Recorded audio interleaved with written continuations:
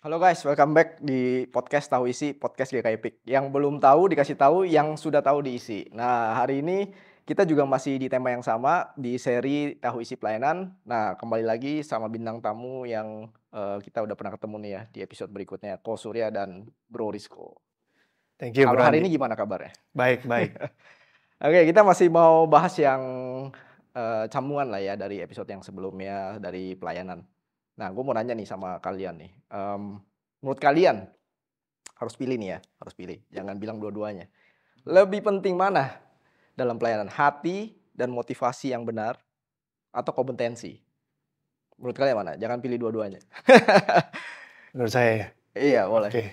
Ya pasti kan kalau memang pilih pasti maunya dua-duanya. Ya. Tapi kalau misalkan nggak boleh, waktu dulu Tuhan Yesus pilih murid, dia pilih ahli hukum, ahli Taurat, atau nelayan?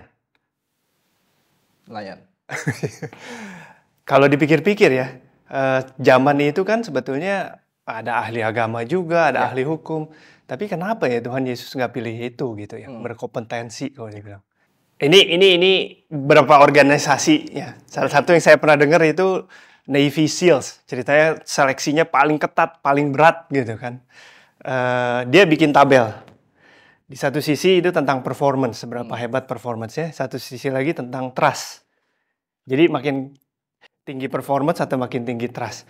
Yang menarik di situ dia pilih. Kalau yang performance-nya tinggi, tapi trust-nya rendah gitu ya. Malah itu lebih nggak dipilih dibanding mending yang performance-nya rendah. Atau bahkan yang maksudnya yang tengah-tengah tapi trust-nya tinggi. Nah itu menarik saya bilang. Saya pikir kenapa ya dia bilang begitu ya. Terus ternyata kalau misalkan performance sangat tinggi tapi trust atau mungkin karakternya kurang oke, itu bisa jadi toxic. Toxic. Nah mungkin ya kalau di pelayanan kan berbeda ya, bukan organisasi seperti itu. Tapi saya kira hati sama motivasi itu sangat penting. Ya, dua-duanya penting ya. Tapi, nah gue baru tahu Berarti tuh hati duluan. Iya, hati Jadi dia duluan. pilih hati berarti Tapi dong. saya mau nanya nih ke pertanyaan berikutnya nih. Di Paulus kan pernah bilang, kalau ada orang yang memberitakan Injil Kristus gitu ya, yang dia beritakan benar, nggak apa-apa dia bilang. Dia bersuka cita. Yang penting yang diberitakan benar. Nah, kita pilih mana? Mungkin ada pengkhotbah yang khotbahnya baik, bagus, memberkati orang, orang bertobat. Atau pilih ya misal pemain musik, musiknya nyanyi fals dan sebagainya, yang penting hatinya benar. Gimana nih? Kita kan juga konteksnya harus pikirkan dua itu. Kalau Paulus bilang nggak apa-apa, dia bersuka cita. Kalau misalkan kita lihat ya, orang ini hatinya benar, motivasinya benar. Kira-kira dia juga akan berusaha yang terbaik kan? Kalau misalkan tahu misalnya nggak bisa nyanyi sama sekali gitu ya, apakah dia akan rela gitu ya? Jadi pelayanannya itu berantakan karena dia pengen nyanyi gitu kan? Mungkin juga enggak gitu. Tapi kalau misalkan benar-benar terpanggil mau melayani dan kayaknya kalau lagi renungan merasa kayaknya Tuhan bicara, saya harus coba di sini, harus belajar di sini, kan bisa belajar. Belajar dulu sampai kompetisinya ketemu, baru melayani di bidang itu. Tapi Jadi, menarik tuh.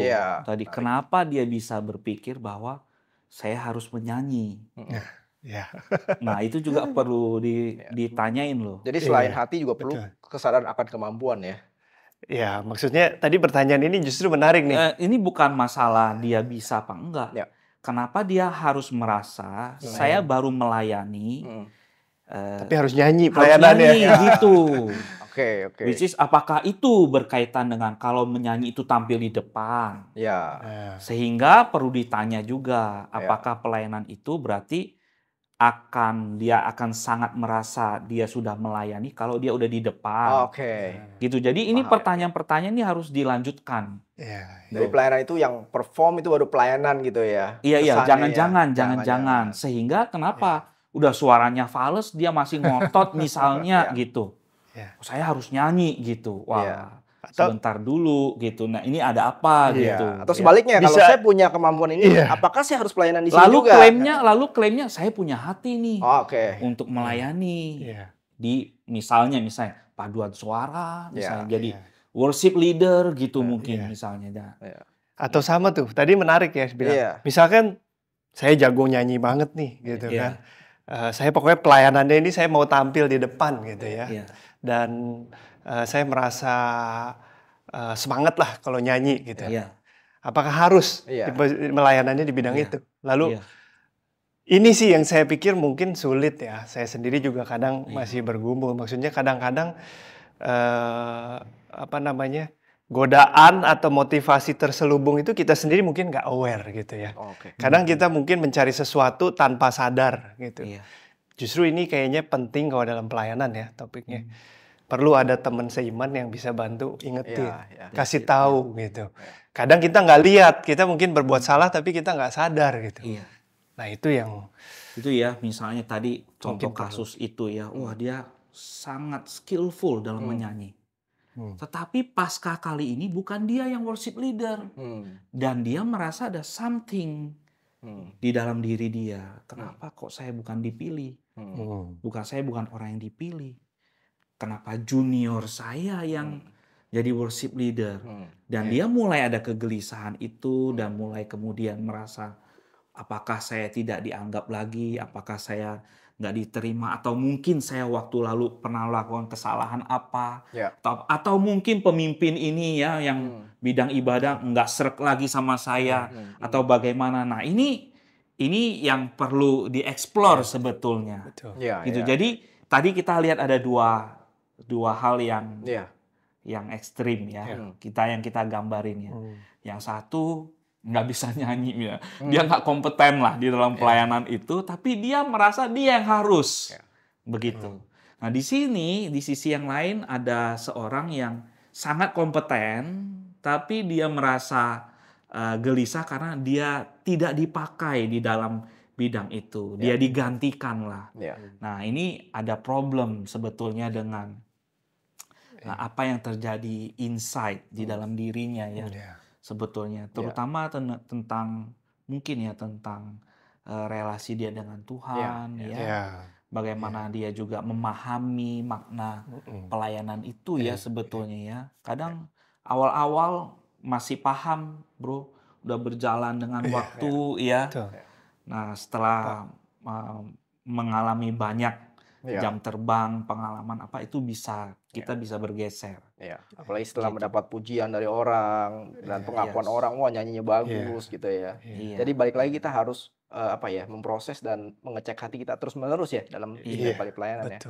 Tadi yang dikatakan Rizko menarik ya saya kira ya. Kadang-kadang kita nggak siap loh kita nggak siap terima komentar dari orang-orang yang kita nggak harapkan. Gitu. Dan ada orang yang sungguh-sungguh kita harapkan itu, yang kita izinkan, dia memberikan kritik, saran, komentar, dan kita bisa terima. Kita bisa percaya ketulusan hatinya. Nah, setiap kita tuh sebenarnya butuh orang kayak begitu ya. Betul. Gitu. Betul. Dan itu nggak tentu harus hamba Tuhan. Kadang sesama rekan di dalam pelayanan itu bisa juga ya. Bisa juga gitu. Sebagai saudara seiman harus kasih tahu gitu ya, jangan wah bagus padahal Iya. Dan nggak enak gitu ya.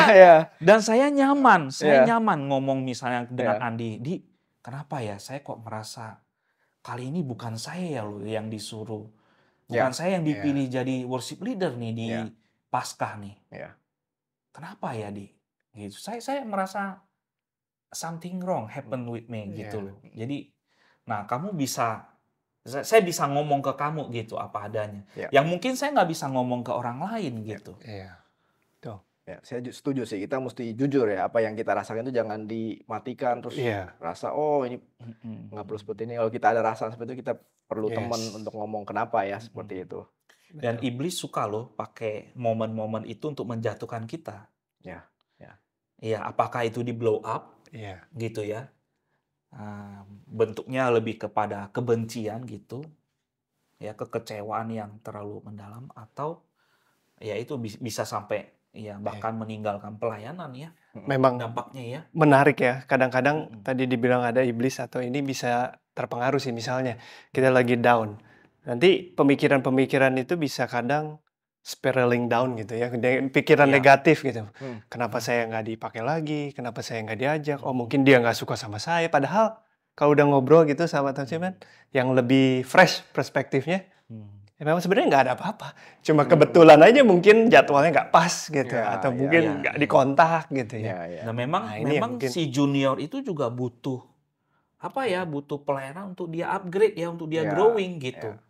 Nah yang jadi masalah kenapa si sayanya nggak bisa kasih kesempatan tuh untuk junior gitu, untuk yang ada malah kita growing gitu di dalam terus pelayanan. Kurangnya di sini, kurang di situ, ya kan. Dan kadang-kadang gereja tertentu itu cenderung ya memang nggak kasih kesempatan kepada yang junior. Ada beberapa gereja seperti itu. Kalau kamu ahli di dalam ini, wah udah kamu terus yang akan jadi jadi spotlight ya. Terus bidang apa dia muncul, karena dia talented gitu, skillful. Nah, kita tadi bicara gereja nih. Nah, Rizko nih tampangnya muda-muda begini nih sebenarnya elder nih ya. Boleh di close up dikit. Nah, gimana nih waktu lu lihat memilih mana duluan? Hati, kompetensi, atau ya kadang-kadang ya asal ada yang mau dulu lah. Nanti kan yang penting ada orangnya, ya nanti kita bina lah. Kalau dibina nanti juga hati bisa benar lah. Gimana? Karena kan pelayanan kan banyak kadang. Kita perlu mau program ini mau ini, tapi orangnya nggak ada. Ya yang mau dulu lah, gimana pendapat lu? Iya. Nah ini memang kalau aktivitas atau kegiatan udah mulai terlalu sibuk ya. Kadang kita juga gampang nih jatuh dalam hal-hal begini gitu ya. Seolah-olah kita kejar target, ini harus on, itu harus on, semua orang program harus berjalan, harus ada orang. Wah kalau pemikiran ke arah situ memang akan sedikit challenging gitu. Cuman kalau saya sih berpikir ini kan pelayanan untuk Tuhan. Lalu kalau di Alkitab tulisnya tuayan memang banyak, tapi yang kerja sedikit. Maka mintalah kepada yang punya tuayan untuk kirimkan pekerja-pekerja. Kalau nggak salah kurang lebih begitu. Iya. Nah, ini kan artinya dari dulu pun Tuhan udah tahu nih. Hal ini memang ada gitu kan. Di dalam pelayanan bakal selalu kita menghadapi hal begini nih. Tentu kan kita percaya bukan kita nih yang saking hebatnya bisa mengisi atau mengatur sampai segini bagusnya kan. Tuhan bakal provide. Nah, itu yang saya percaya. Terus yang kedua, sekarang siapa sih yang ikut pelayanan? Nah, kalau yang ikut pelayanan, saya ingat-ingat dulu waktu awal saya mulai juga, saya sempat tanya yang sama. Kenapa saya yang diminta bantu gitu? Saya rasanya enggak lah gitu. Karena sebenarnya takut loh ikut di pelayanan. Apalagi di kepengurusan kalau zamannya itu ya. Seolah-olah saya itu harus jadi orang yang suci banget gitu. Nggak boleh ada salahnya. Kalau ada salah nanti jadi omongan orang atau batu sandungan. Tapi kan pada kenyataannya nggak ada yang sempurna ya. Mau itu hamba Tuhan atau siapapun pengurus, pastilah ada tantangan sendiri gitu kan. Jadi apa sih gitu kan yang dicari? Ya kalau saya dulu dikasih tahu atau pas proses itu cari yang faithful. Jadi setia sama Tuhan. Gitu kan. Setia sama firman. Terus available. Available artinya ada waktunya. Gitu. Banyak sekali, saya kira di jemaat banyak loh ya. Sangat berkompeten. Sayang Tuhan juga. Tapi sibuk luar biasa. Kalau misalkan sesibuk itu apakah bisa terlibat gitu kan? Mungkin ya nggak bisa juga kadang-kadang ya. Bukannya karena nggak mampu. Tapi ya nggak ada waktunya gitu. Lalu yang terakhir yang teachable. Menurut saya ini penting sih.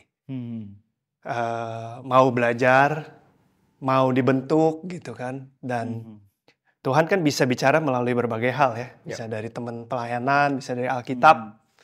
Ya ini salah satu hal yang perlu juga gitu. Jadi itu sih. Coach Surya mungkin. Oke, menarik. Mantap tuh. Menarik tadi yang gampang diingat ya. Berarti gampang diingat ya. Faith ya. Faith. Faithful, available, teachable. Faith. Oke. So faith is good ya. Dalam hal tertentu ya. Dalam hal tertentu. Oke. Jadi hari ini kita udah ngobrol banyak nih. Jadi memang kita harus mulai dari hati, tapi hati itu kita harus terus yang motivasi dan hati yang benar itu harus cek ya. Apakah benar kita harus pelayanan di sini? Kenapa bukan kita? Dan apakah memang siapa yang Tuhan tempatkan di situ gitu ya. Nah, sekali lagi thank you nih buat waktunya. Bro Rizko, Coach Surya.